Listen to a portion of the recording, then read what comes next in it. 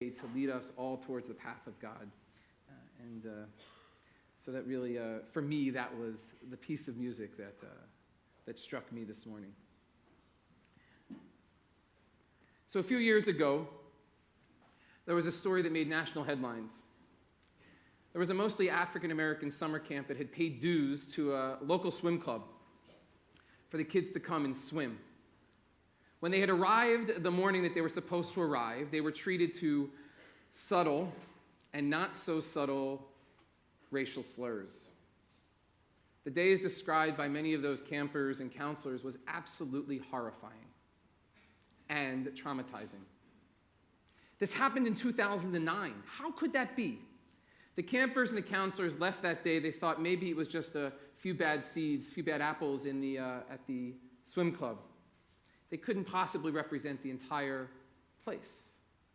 It turns out, unfortunately, that they were wrong. They received a phone call that evening, letting the summer camp know that their fees would be refunded and that their campers were not welcome. They would be barred from returning. 2009. As you all know, I am a proud Philadelphian. And if it's even possible, I'm even more proud to be from Northeast Philadelphia. Working class section, residential section of Philadelphia. My pride, my Philadelphia pride was shattered that day in 2009 when I saw the news story flash across my computer screen on CNN. That swim club was not in the Deep South, not some far-off place. No, it took place a few blocks from where I grew up. Right there in front of me were pictures of the Valley Swim Club, a place I must have passed hundreds, if not thousands, of times. What must the conversation between those young children and their parents have been that night? They were children. How could their parents possibly explain to them what they had experienced, what had happened? Could you imagine anybody in this room having to explain that to your child? Recently, and I hope he's in the room, Terry Pridgeon, our custodian, and I were talking about this very story. I naively asked him, I said, Terry, how would you have talked to your own son if that were him experiencing the racism of that day? Rabbi Terry said, I can guarantee you that was not the first time those parents were talking to their kids about something like that. I looked at Terry and said, well, what do you mean? Rabbi, we all tell our children to keep their heads down, do better than everyone else, and make sure you stay out of trouble. He continued, look, Rabbi, it's not fair. I know it. You and I know it. It's just the way it is. I sunk my head down, and how naive I was. How so naive I was to think that on that hot summer's night in 2009, a conversation about what it means to be black in America would be taking place for the very first time in those Philadelphia homes. In her book, Waking Up White, Debbie Irving writes the following: unlike poverty, skin color is visible and fixed, forever and always. Skin color translates into expectations on the part of onlookers. White skin can erroneously bring high expectations and a message you belong. Dark skin, she continues to write, can erroneously bring low expectations and the message you don't belong. I ask us all, can you imagine telling any of your children what Terry tells his son? Keep your head down, don't speak up, don't get in trouble. Yet isn't that what many American Jewish parents told their kids but a few generations ago? When we first came to this country as immigrants, the only thing that separated us from the rest of America were our funny accents, our lack of education, and our names, all of which we could change while still maintain a sense of identity, a sense of who we were, a sense of our Jewishness. In a few generations, we as American Jews went from telling our kids to keep your heads down, don't make any trouble, to keep your heads up. The sky's the limit. Rabbi Daniel Hartman, in a very powerful piece of Torah, teaches that when we read the book of Esther, when we as a Jewish community think about the story of Purim, there's a danger. There's a danger for each and every one of us. A danger for us as a community to become like Queen Esther. But how can that be? Queen Esther, after all, is the heroine. She stood up for what she believed in. But Rabbi Daniel Hartman digs deep beneath the text and he says the following. Queen Esther became comfortable in the confines of the palace, happy to live a blissful existence locked away, in his words, in a palace of privilege.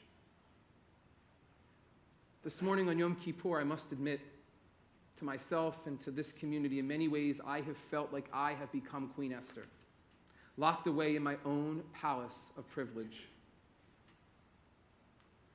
While in just a few generations, the conversations we've had with our kids have, thank God, they have mostly changed. They remain the same in communities of color across this country. As a community, we came here as Mordechai, dressed in sackcloth. And but a few generations, we, each and every one of us, have become like Queen Esther. Over the past year, Terry and I, and in fact, our entire office team, have had many conversations about race in America. And I thank God for those conversations. They are honest, they are frank, and they are real, and they're hard. But they're open. I'm grateful to Terry for always being willing to share his story with me. And often at the end of our conversations, we both lament, why does it take a tragedy? Why does it take a big event for us to have to speak openly and honestly? Why does it take things like Baltimore and Ferguson and the horrible and unthinkable massacre that took place at the Emmanuel AME Church in Charleston? Why aren't we having these conversations more often? Rabbi, he recently said, imagine how different it could be if we talked more openly and more honestly about race with one another. Today is Yom Kippur, a chance for us to engage in cheshbon hanefesh, the accounting of the soul. Part of our collective and individual work, I believe, we have to do as a Jewish community this Yom Kippur is reflect on our community's past and how it can inform our future. Imagine how different the world would be. Imagine how different it could be if we only had a more open and honest dialogue about this very topic. My colleague, Rabbi Jessica Olien-Kirshner, recently challenged us to answer as a Jewish community the following questions. And I challenge us all today and myself to think about them and engage in a conversation with one another as a first step. She said to us, or she writes, does the racial mix of our lives look the way we want it to? What are the biases we each hold? And how does that affect what we do and how we react? What are our fears? And what benefits do we as a Jewish community enjoy willingly or not? These are by no means easy questions. This is not an easy topic. But that does not mean we should not ignore it. That does not mean we should not open ourselves up to engaging in the dialogue. And yet, as we answer these questions, we must also recognize that there are so many lives in our country that are at stake. Each and every day, our country continues down this path of hate and systemic inequality. And while our bodies may not be at risk, certainly our collective souls are. This is why it is essential for us to begin this conversation.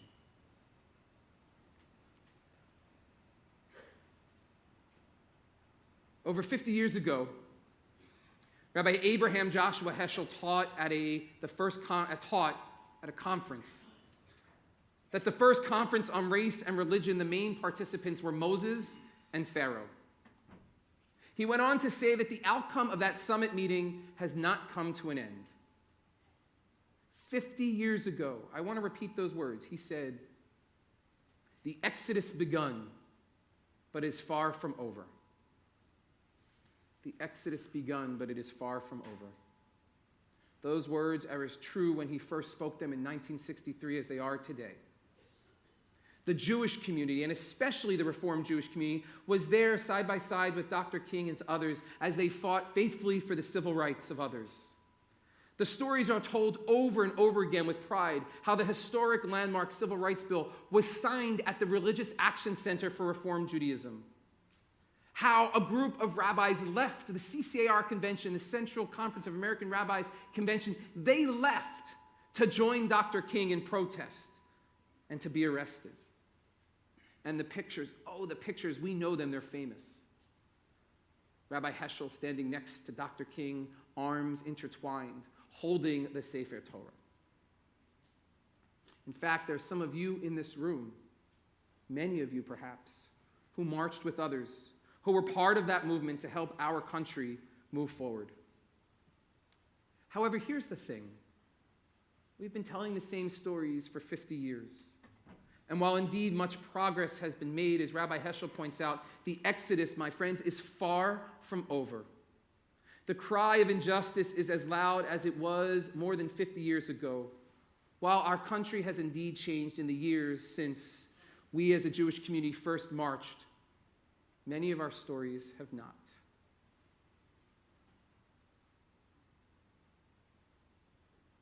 This summer,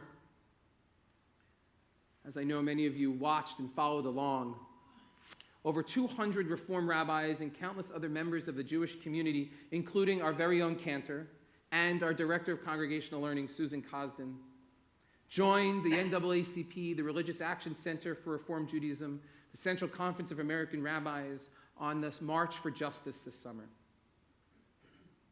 We all partnered together with the NAACP on a march that began in Selma and ended in Washington, D.C. Over 40 days, over 1,000 miles, a march that, as Cornell Brooks, the president and CEO of the NAACP, described, was about our lives, our votes, our jobs, our schools matter. The goal was simple: to mobilize activists and advance a focus of national advocacy that protects the right of every American to fair criminal justice system, uncorrupted and unfettered access to the ballot box, sustainable jobs, and a living wage. This summer, each and every day of over 40 days and over 1,000 miles, we carried a Sefer Torah together. In fact, the chief executive of the CCAR is here with us this morning. He and our colleagues marched holding that Sefer Torah one day at a time, one step at a time.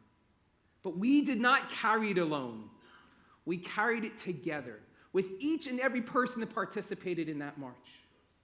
Black, white, together. The day I spent on the march was even more moving than I could have imagined. I know I've talked to Susan and our cantor and Steve about this, Rabbi Fox about this. How moving it truly was to be a part of such a march. The first day I arrived, we started marching in the morning. And I thought to myself, a Torah scroll, a rabbi, and African Americans marching past the fields that were once plowed by slaves. Indeed, how far we have come. Indeed, how far we have come. But, and I don't like to say but this morning I say but then I came home and I had a conversation with my daughter Noah, and I tried to explain to her what I was doing. And she said to me, Abba, didn't Dr. King march already?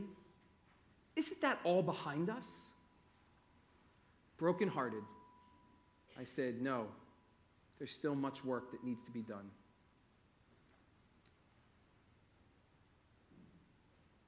Do you know how when you meet certain people, right away they're going to have an impact in your life? We've all met them, right? When you meet them, their soul shines forth.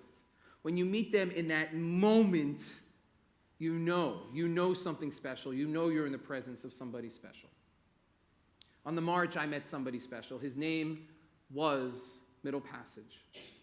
When the call came out to march was taking place, Middle Passage took a bus from Colorado to Selma, Alabama. He had an amazing story, a disabled veteran who almost led the entire march, holding the American flag. We followed Middle Passage. His goal was to march each and every step of the way, but unfortunately, about a week or so before the march ended, he fell ill while holding the American flag that was so dear to him, and he passed away. Middle Passage was one of those people who just had an impact on you the minute you met him. In an interview with the reporter, he said, "I am marching for better jobs, better schools, and better justice for everyone in my country." In his humble way, he referred to himself as just a foot soldier following orders. But it was we who followed him each and every day. He went on to say, "We're all from different walks of life coming together for one common cause. We're working together as a unit for the betterment of justice of everybody," he said, "regardless of race, creed, color, or religion." He reminded me, and he taught us all, that we're in it together. We've all got work to do, he was quoted as saying, to preserve what we have. He said it's a struggle. Freedom is not free, and he knew, because he was a veteran. I wish I could say that because we marched, things have changed. They haven't. I wish I could say if we did just this one thing, if we went this one place together, things will change. I cannot. The problems are systemic, they are big, and they are challenging, and they are difficult with no easy answers. Yet, I am incredibly proud of our movement, our Reformed Jewish movement, and the CCAR and the RAC, and all of the people who participated in the march this summer, because all great and hard journeys begin with the first step. And what I learned this summer, most of all, from Middle Passage and all of the folks with whom we marched, is sometimes just showing up can mean so much.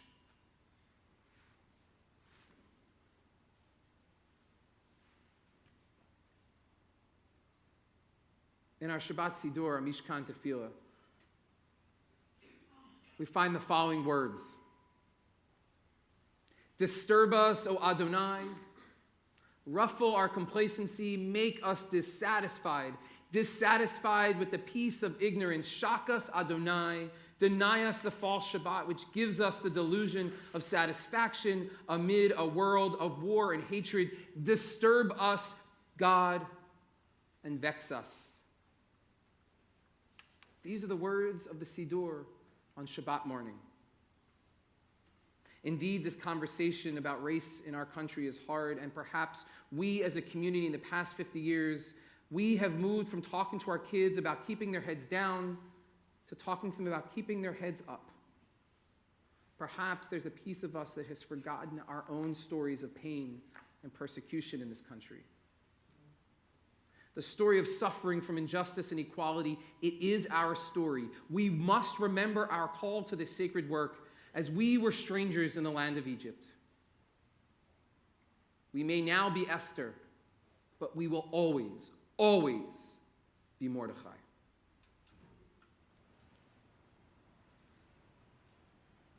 Over the past several weeks as I've been preparing, I've had great conversations with my friend Dana Owens of the Messiah Baptist Church in East Orange. I was telling him about the sermon and what I wanted to teach this morning. And I asked him at one point, well, what do you think my temple community, what do you think my Jewish community needs to hear? He said to me, very much the same way Middle Passage said, that we are all in this together. The scourge of hate and racism affects each and every one of us. And then he said this. He said, Greg, my voice is your voice, and your voice is my voice. And just as I tell my community that this is not about us and them, this is about us, so too can you. And so we agreed. This is about our neighbors. This is about all of us. This morning, we opened with the words, "Here I am ready to fulfill the mitzvah of my Creator, to love thy neighbor as thyself." The focus of our prayers, the very first thing we uttered this morning. Reminds us that our prayers are meaningless and empty if they don't lead us to action, if they don't lead us to bring more love, more justice, and more peace in the world. I recently learned a story from a colleague that I wanted to share. It's the story that appears in the Talmud. A rabbi and his students are gathering together, and the rabbi sort of coyly asks, when does the night end and the day begin? One student raises his hand and says, well, when you can tell a goat from a lamb.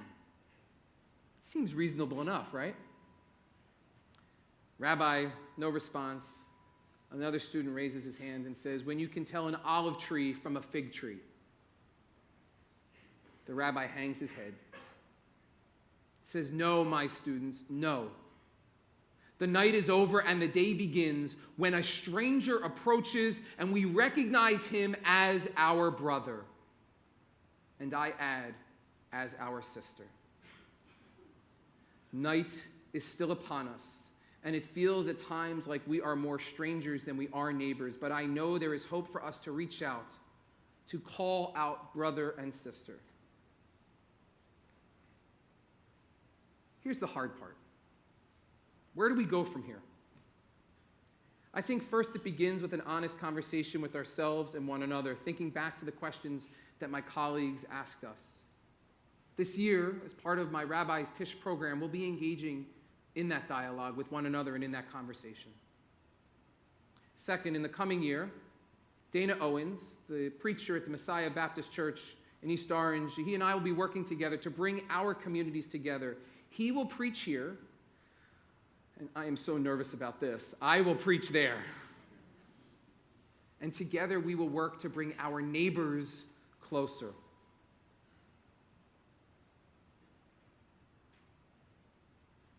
This is the point where I usually tie the sermon up nice and neatly, right?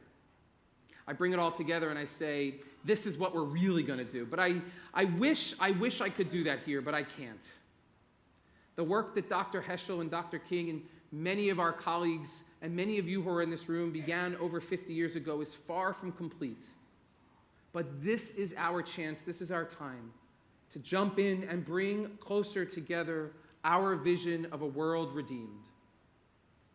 A world where Terry and other fathers like Terry do not have to tell their children to keep their heads down and stay out of trouble, but rather they too can say the same thing that we say to our children. Keep your heads up. The world is yours. Shana Tova, Gamar Chatima Tova.